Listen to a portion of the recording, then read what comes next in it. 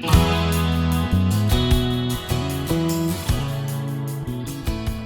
this is Debbie from Project 39 Mini Albums. I have a sheet load of cards to show you, and this time I'm going to show you exactly how I put it together. If you're not familiar with it, a sheet load of cards is the brainchild of Alicia from the Call Me Crafty Elle YouTube channel. Every month she comes out with a sketch and supply list on how you can make a sheet load of cards. This month the yield was 12 cards, which was fabulous because I wanted to make some Easter cards to send out and I needed a bunch of them. It's very simple. You just need to follow the sketch and supply list, and she gives you some different alternative ways of using it. So I want to show you what I used to make the Happy Easter sheet load of cards from the March 2021 sheet load of cards. So here we go. Let me show you what I used. For the circle in the card, I'm going to use this Oval Occasion stamp set. I'm going to use two of the stamps, one with the bunnies and one with the flowers. And I sized them to make sure they would fit on a 2-inch circle. And now I'm going to color them. I have a mishmash of alcohol markers. These are the colors, but there are 2 or 3 different companies that make these. But maybe you have something in your stash to match pretty much. I'm going to start with the sky. No, not green. I'm going to start with the sky and use, it's a gray, but it comes out looking sort of blue, and it goes with the muted tones of the paper. And I'm going to color the top. I'm punching this out with a circle and not going to cut in too much because I'll use the detail tip to do that. But I'll just go ahead and color around it.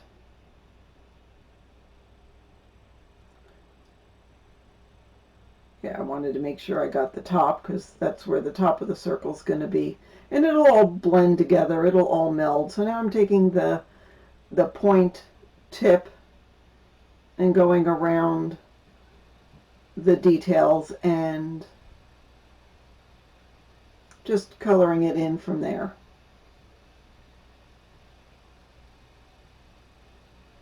I prefer this point tip rather than the brush tip for coloring in when I'm using stamp sets. And I am no colorist, you know, I just do what looks good to me. I got this design after coloring one 3 or 4 times to decide what colors I wanted and the look and how everything was going to blend. So just play around with it until you get something that you like. Now I want to do the grass. And yeah, so I'm going to actually start with yellow. And I'm going to do the same thing I did with the sky, but I have to use that pointed tip to get into the little areas I need to.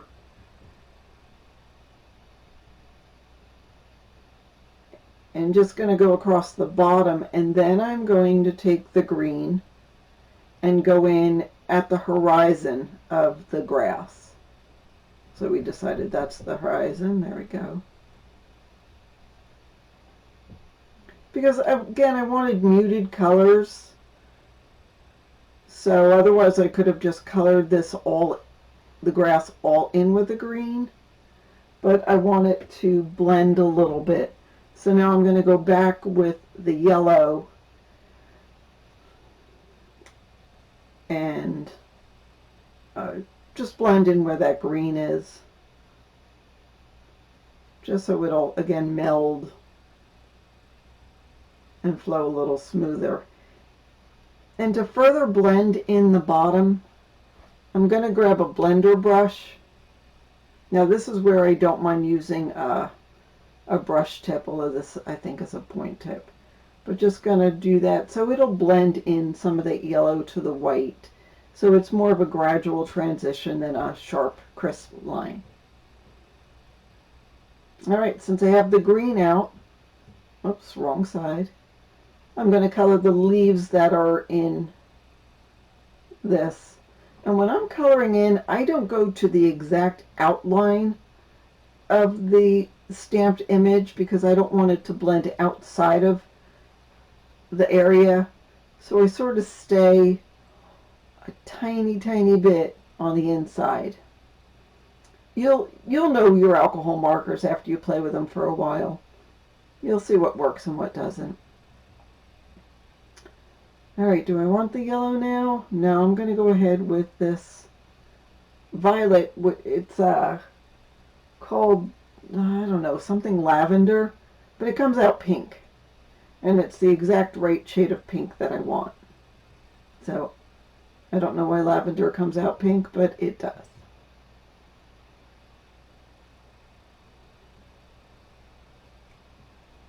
This orange might be a little bit brighter than what I want, but it does seem to tone down after a little bit. But it's okay. It goes nicely with the orange of the paper. So I'm okay with it. See, there's very little coloring, very little blending. This purple is for the other big flower. And this purple is almost an exact match for the purple on the paper. So I wanted it to be one of the bigger components of the stamped image. Probably could have even used it twice. Probably could have even used it on that other flower down at the bottom right hand corner. Alright, I'm taking the yellow and just dotting some, coloring that flower with yellow, and there's those 3 dots I'm going to dot with yellow. And that's it for the coloring. I mean, oh, except for the bunny. So I just took a little bit of the pink and just put on their ears and a little bit on their tails. I don't even know if you can notice it, but I know it's there. I wanted the bunnies to be primarily white because the sentiment is white and the scallop circle I'm going to put that in is white, so it just stands out a little more. Now I'm using my 2-inch circle punch and making sure it's in the right spot and punching the image out. Didn't that come out cute? I'm going to take some Distress ink.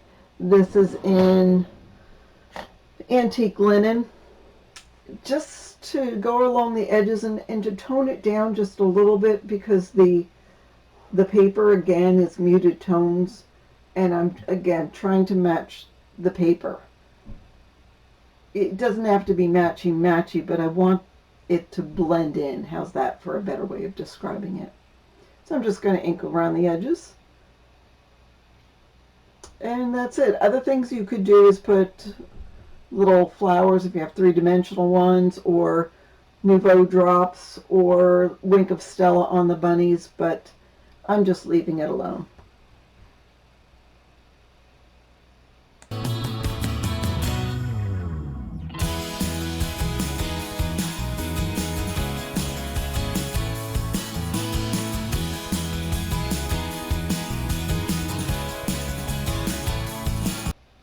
And here I put them on the scallop circle just to take a look at it.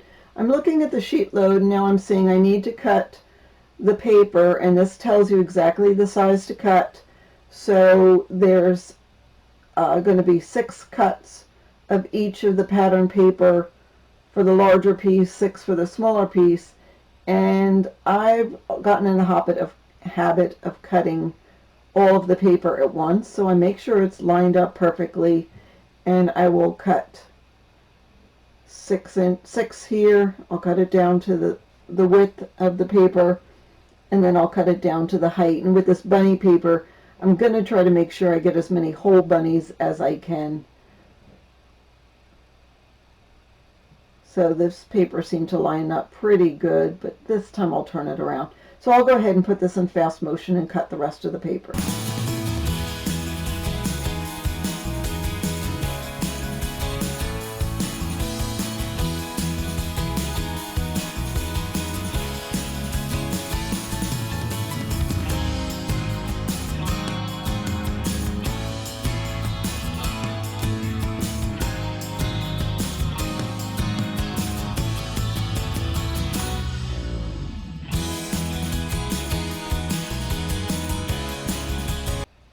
Now the Sheetload description does not call for a 3rd pattern paper, but since I don't have a scallop border or any other punch to decorate the cardstock that they want. It's CS1B. I'm going to use this pattern paper, which sort of matches everything, and just use that sort of to put the greeting on top, or else the greeting's going to be in stark white, and I really didn't want to do that. It didn't. I tried it. It didn't look the way I wanted it. So, supposed to stamp the greeting, if you're going to put a greeting on this piece, 1 inch by the width of the card, 4 1/4. So I need 12 of these. So I'm going to cut 12 of these.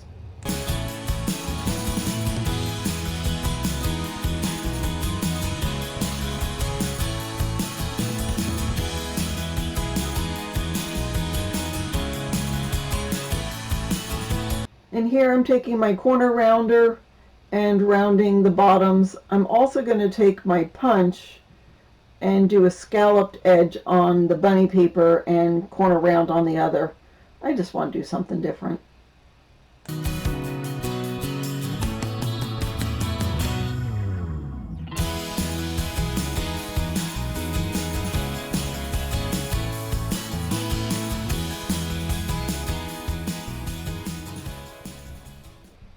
Okay, so it's assembly line time. It is time to glue or tape, and I'm using ATG at this point, all of the components onto the card. So I just will grab my ATG, and I have it all lined up so it's ready to rock and roll, and I'm going to put everything on the card. So I'm going to go fast motion here.